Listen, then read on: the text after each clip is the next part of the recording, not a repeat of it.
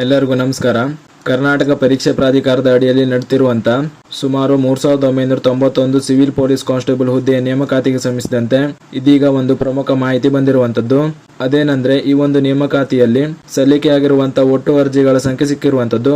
ಈ ಒಂದು ವಿಡಿಯೋದಲ್ಲಿ ಈ ನೇಮಕಾತಿಗೆ ಸಂಬಂಧಿಸಿದಂತೆ ಜಿಲ್ಲಾವಾರು ಸಲ್ಲಿಕೆಯಾಗಿರುವಂಥ ಒಟ್ಟು ಅರ್ಜಿಗಳ ಸಂಖ್ಯೆಯನ್ನು ತಿಳಿಸ್ಕೊಡ್ತಾ ಇದ್ದೀನಿ. ವಿಡಿಯೋನ ಪೂರ್ತಿ ನೋಡಿ ನಿಮ್ಮ ಜಿಲ್ಲೆಯಲ್ಲಿ ಸಲ್ಲಿಕೆಯಾಗಿರುವಂಥ ಒಟ್ಟು ಅರ್ಜಿಗಳ ಸಂಖ್ಯೆನ ನೋಡ್ಕೊಳ್ಳಿ. ಮೊದಲಿಗೆ ಈ ಒಂದು ನೇಮಕಾತಿಯಲ್ಲಿ ಬೆಂಗಳೂರು ನಗರ ಘಟಕದಲ್ಲಿ ಸಲ್ಲಿಕೆಯಾಗಿರುವಂಥ ಒಟ್ಟು ಅರ್ಜಿಗಳ ಸಂಖ್ಯೆ ನೋಡೋದಾದ್ರೆ, ಈ ಒಂದು ಘಟಕದಲ್ಲಿ ಒಟ್ಟು 2,22,570 ಅರ್ಜಿಗಳು ಸಲ್ಲಿಕೆಯಾಗಿರುವಂಥದ್ದು. ನಂತರ ಹುಬ್ಬಳ್ಳಿ ಧಾರವಾಡ ಜಿಲ್ಲೆಯಲ್ಲಿ ಸಲ್ಲಿಕೆಯಾಗಿರುವಂಥ ಒಟ್ಟು ಅರ್ಜಿಗಳ ಸಂಖ್ಯೆ ನೋಡೋದಾದ್ರೆ, ಈ ಒಂದು ಜಿಲ್ಲೆಯಲ್ಲಿ ಒಟ್ಟು 17,263 ಅರ್ಜಿಗಳು ಸಲ್ಲಿಕೆಯಾಗಿರುವಂಥದ್ದು. ನಂತರ ಶಿವಮೊಗ್ಗ ಜಿಲ್ಲೆಯಲ್ಲಿ ಸಲ್ಲಿಕೆಯಾಗಿರುವಂಥ ಒಟ್ಟು ಅರ್ಜಿಗಳ ಸಂಖ್ಯೆ ನೋಡೋದಾದ್ರೆ, ಈ ಒಂದು ಜಿಲ್ಲೆಯಲ್ಲಿ ಒಟ್ಟು 16,072 ಅರ್ಜಿಗಳು ಸಲ್ಲಿಕೆಯಾಗಿರುವಂಥದ್ದು. ನಂತರ ಮಂಗಳೂರು ನಗರ ಘಟಕದಲ್ಲಿ ಸಲ್ಲಿಕೆಯಾಗಿರುವಂಥ ಒಟ್ಟು ಅರ್ಜಿಗಳ ಸಂಖ್ಯೆ ನೋಡೋದಾದ್ರೆ, ಈ ಒಂದು ಘಟಕದಲ್ಲಿ ಒಟ್ಟು 14,118 ಅರ್ಜಿಗಳು ಸಲ್ಲಿಕೆಯಾಗಿರುವಂಥದ್ದು. ನಂತರ ಉಡುಪಿ ಜಿಲ್ಲೆಯಲ್ಲಿ ಸಲ್ಲಿಕೆಯಾಗಿರುವಂಥ ಒಟ್ಟು ಅರ್ಜಿಗಳ ಸಂಖ್ಯೆ ನೋಡೋದಾದ್ರೆ, ಈ ಒಂದು ಜಿಲ್ಲೆಯಲ್ಲಿ ಒಟ್ಟು 11,733 ಅರ್ಜಿಗಳು ಸಲ್ಲಿಕೆಯಾಗಿರುವಂಥದ್ದು. ನಂತರ ಮಂಡ್ಯ ಜಿಲ್ಲೆಯಲ್ಲಿ ಸಲ್ಲಿಕೆಯಾಗಿರುವಂಥ ಒಟ್ಟು ಅರ್ಜಿಗಳ ಸಂಖ್ಯೆ ನೋಡೋದಾದ್ರೆ, ಈ ಒಂದು ಜಿಲ್ಲೆಯಲ್ಲಿ ಒಟ್ಟು 10,571 ಅರ್ಜಿಗಳು ಸಲ್ಲಿಕೆಯಾಗಿರುವಂಥದ್ದು. ನಂತರ ಕೊಡಗು ಜಿಲ್ಲೆಯಲ್ಲಿ ಸಲ್ಲಿಕೆಯಾಗಿರುವಂಥ ಒಟ್ಟು ಅರ್ಜಿಗಳ ಸಂಖ್ಯೆ ನೋಡೋದಾದ್ರೆ, ಈ ಒಂದು ಜಿಲ್ಲೆಯಲ್ಲಿ ಒಟ್ಟು 10,276 ಅರ್ಜಿಗಳು ಸಲ್ಲಿಕೆಯಾಗಿರುವಂಥದ್ದು.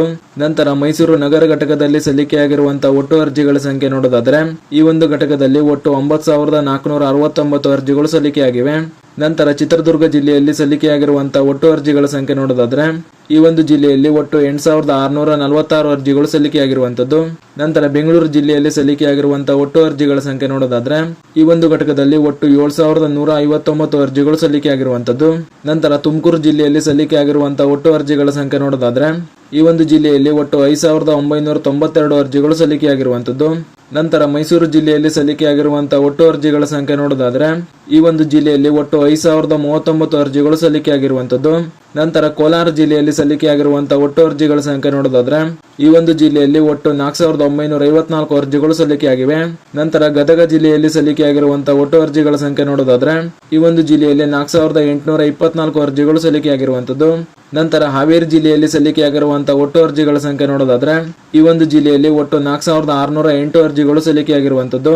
ನಂತರ ಉತ್ತರ ಕನ್ನಡ ಜಿಲ್ಲೆಯಲ್ಲಿ ಸಲ್ಲಿಕೆಯಾಗಿರುವಂಥ ಒಟ್ಟು ಅರ್ಜಿಗಳ ಸಂಖ್ಯೆ ನೋಡೋದಾದ್ರೆ, ಈ ಒಂದು ಜಿಲ್ಲೆಯಲ್ಲಿ ಒಟ್ಟು 4,476 ಅರ್ಜಿಗಳು ಸಲ್ಲಿಕೆಯಾಗಿವೆ. ನಂತರ ಹಾಸನ ಜಿಲ್ಲೆಯಲ್ಲಿ ಸಲ್ಲಿಕೆಯಾಗಿರುವಂಥ ಒಟ್ಟು ಅರ್ಜಿಗಳ ಸಂಖ್ಯೆ ನೋಡೋದಾದ್ರೆ, ಈ ಒಂದು ಜಿಲ್ಲೆಯಲ್ಲಿ 4,435 ಅರ್ಜಿಗಳು ಸಲ್ಲಿಕೆಯಾಗಿರುವಂಥದ್ದು. ನಂತರ ರಾಯಚೂರು ಜಿಲ್ಲೆಯಲ್ಲಿ ಸಲ್ಲಿಕೆಯಾಗಿರುವಂಥ ಒಟ್ಟು ಅರ್ಜಿಗಳ ಸಂಖ್ಯೆ ನೋಡೋದಾದ್ರೆ, ಈ ಒಂದು ಜಿಲ್ಲೆಯಲ್ಲಿ 4,304 ಅರ್ಜಿಗಳು ಸಲ್ಲಿಕೆಯಾಗಿರುವಂಥದ್ದು. ಅದೇ ರೀತಿ ದಕ್ಷಿಣ ಕನ್ನಡ ಜಿಲ್ಲೆಯಲ್ಲಿ ಸಲ್ಲಿಕೆಯಾಗಿರುವಂಥ ಒಟ್ಟು ಅರ್ಜಿಗಳ ಸಂಖ್ಯೆ ನೋಡೋದಾದ್ರೆ, ಈ ಒಂದು ಜಿಲ್ಲೆಯಲ್ಲಿ ಒಟ್ಟು 4,235 ಅರ್ಜಿಗಳು ಸಲ್ಲಿಕೆಯಾಗಿರುವಂಥದ್ದು. ನಂತರ ಚಿಕ್ಕಮಗಳೂರು ಜಿಲ್ಲೆಯಲ್ಲಿ ಸಲ್ಲಿಕೆಯಾಗಿರುವಂಥ ಒಟ್ಟು ಅರ್ಜಿಗಳ ಸಂಖ್ಯೆ ನೋಡೋದಾದ್ರೆ, ಈ ಒಂದು ಜಿಲ್ಲೆಯಲ್ಲಿ ಒಟ್ಟು 3,907 ಅರ್ಜಿಗಳು ಸಲ್ಲಿಕೆಯಾಗಿರುವಂಥದ್ದು. ನಂತರ ಚಿಕ್ಕಬಳ್ಳಾಪುರ ಜಿಲ್ಲೆಯಲ್ಲಿ ಸಲ್ಲಿಕೆಯಾಗಿರುವಂಥ ಒಟ್ಟು ಅರ್ಜಿಗಳ ಸಂಖ್ಯೆ ನೋಡೋದಾದ್ರೆ, ಈ ಒಂದು ಜಿಲ್ಲೆಯಲ್ಲಿ ಒಟ್ಟು 3,613 ಅರ್ಜಿಗಳು ಸಲ್ಲಿಕೆಯಾಗಿರುವಂಥದ್ದು. ನಂತರ ದಾವಣಗೆರೆ ಜಿಲ್ಲೆಯಲ್ಲಿ ಸಲ್ಲಿಕೆಯಾಗಿರುವಂಥ ಒಟ್ಟು ಅರ್ಜಿಗಳ ಸಂಖ್ಯೆ ನೋಡೋದಾದ್ರೆ, ಈ ಒಂದು ಜಿಲ್ಲೆಯಲ್ಲಿ ಒಟ್ಟು 3,311 ಅರ್ಜಿಗಳು ಸಲ್ಲಿಕೆಯಾಗಿವೆ. ನಂತರ ರೈಲ್ವೇಸ್ ಬೆಂಗಳೂರು ಘಟಕದಲ್ಲಿ ಸಲ್ಲಿಕೆಯಾಗಿರುವಂಥ ಒಟ್ಟು ಅರ್ಜಿಗಳ ಸಂಖ್ಯೆ ನೋಡೋದಾದ್ರೆ, ಈ ಒಂದು ಘಟಕದಲ್ಲಿ ಒಟ್ಟು 2,747 ಅರ್ಜಿಗಳು ಸಲ್ಲಿಕೆಯಾಗಿವೆ. ಹಾಗೂ ಕೊನೆಯದಾಗಿ ಬಳ್ಳಾರಿ ಜಿಲ್ಲೆಯಲ್ಲಿ ಸಲ್ಲಿಕೆಯಾಗಿರುವಂಥ ಒಟ್ಟು ಅರ್ಜಿಗಳ ಸಂಖ್ಯೆ ನೋಡೋದಾದ್ರೆ, ಈ ಒಂದು ಜಿಲ್ಲೆಯಲ್ಲಿ ಒಟ್ಟು 2,218 ಅರ್ಜಿಗಳು ಸಲ್ಲಿಕೆಯಾಗಿವೆ. ಹೀಗೆ ಈ ಒಂದು ಸಿವಿಲ್ ಪೊಲೀಸ್ ಕಾನ್ಸ್ಟೇಬಲ್ ನೇಮಕಾತಿಯಲ್ಲಿ ಒಟ್ಟು 3,90,715 ಅರ್ಜಿಗಳು ಸಲ್ಲಿಕೆಯಾಗಿರುವಂಥದ್ದು.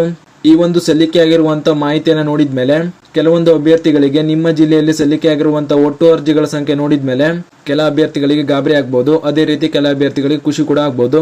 ಕೆಲವೊಂದು ಜಿಲ್ಲೆಯಲ್ಲಿ ಸಲ್ಲಿಕೆಯಾಗಿರುವಂಥ ಅರ್ಜಿಗಳ ಸಂಖ್ಯೆ ಜಾಸ್ತಿ ಇದೆ, ಅದೇ ರೀತಿ ಕೆಲವೊಂದು ಜಿಲ್ಲೆಯಲ್ಲಿ ಕಡಿಮೆ ಕೂಡ ಇದೆ. ಈ ಒಂದು ಮಾಹಿತಿಯನ್ನು ನೋಡಿದ ಮೇಲೆ ಕೆಲ ಅಭ್ಯರ್ಥಿಗಳು ನಿಮ್ಮ ಜಿಲ್ಲೆಯಲ್ಲಿ ಸಲ್ಲಿಕೆಯಾಗಿರುವಂಥ ಅರ್ಜಿಗಳ ಆಧಾರದ ಮೇಲೆ ನಿಮ್ಮ ಜಿಲ್ಲೆಯ ಕಾಂಪಿಟೇಷನ್ ಅಂದಾಜು ಮಾಡ್ಕೊಳ್ತಾರೆ. ಇದನ್ನ ನೀವು ಮಾಡೋದು ತಪ್ಪು. ಯಾಕಂದ್ರೆ ಇದು ಕೇವಲ ನಿಮ್ಮ ಜಿಲ್ಲೆಯಲ್ಲಿ ಸಲ್ಲಿಕೆಯಾಗಿರುವಂತ ಒಟ್ಟು ಅರ್ಜಿಗಳ ಸಂಖ್ಯೆ ಆಗಿರ್ತದೆ ಅಷ್ಟೇ.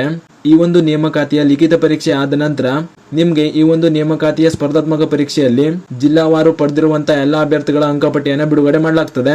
ಆಗ ನಿಮ್ಮ ಜಿಲ್ಲೆಯಲ್ಲಿ ಅಭ್ಯರ್ಥಿಗಳು ಪಡೆದಿರುವಂತಹ ಅಂಕಪಟ್ಟಿಯನ್ನು ನೋಡಿದ್ಮೇಲೆ ನೀವು ನಿಮ್ಮ ಕಾಂಪಿಟೇಷನ್ ಅಂದಾಜು ಮಾಡ್ಕೊಳ್ಬಹುದು. ಇದು ಕೇವಲ ಅರ್ಜಿಗಳ ಸಂಖ್ಯೆ ಮಾಹಿತಿ ಆಗಿರ್ತದೆ. ಈಗ ನೀವು ಈ ಮಾಹಿತಿ ಆಧಾರದ ಮೇಲೆ ಅಂದಾಜು ಮಾಡ್ಕೊಂಡ್ರೆ ಅದು ನಿಮ್ಗೆ ಸರಿಯಾಗಿರೋದಿಲ್ಲ. ಯಾವಾಗ ನಿಮ್ಗೆ ಜಿಲ್ಲಾವಾರು ಅಭ್ಯರ್ಥಿಗಳು ಪಡೆದಿರುವಂತ ಸ್ಕೋರ್ ಕಾರ್ಡ್ ನ ಬಿಡ್ತಾರೋ ಆಗ ನೀವು ಕಾಂಪಿಟೇಷನ್ ನ ಅಂದಾಜು ಮಾಡ್ಕೊಳ್ಳಿ. ಇದು ಕೇವಲ ನಿಮ್ಮ ಜಿಲ್ಲೆಯಲ್ಲಿ ಸಲ್ಲಿಕೆಯಾಗಿರುವಂತಹ ಅರ್ಜಿಗಳ ಮಾಹಿತಿಯಾಗಿತ್ತು. ಇದೇ ರೀತಿ ಈ ನೇಮಕಾತಿಗೆ ಸಂಬಂಧಿಸಿದಂತೆ ಮುಂಬರುವಂತಹ ಮಾಹಿತಿಗಳಿಗಾಗಿ ನಮ್ಮ ಚಾನಲ್ ನ ಸಬ್ಸ್ಕ್ರೈಬ್ ಮಾಡಿ ಅಂತ ಹೇಳ್ತಾ ಈ ವಿಡಿಯೋನ ಇಲ್ಲಿಗೆ ಮುಗಿಸ್ತಾ ಇದ್ದೇನೆ. ಧನ್ಯವಾದಗಳು.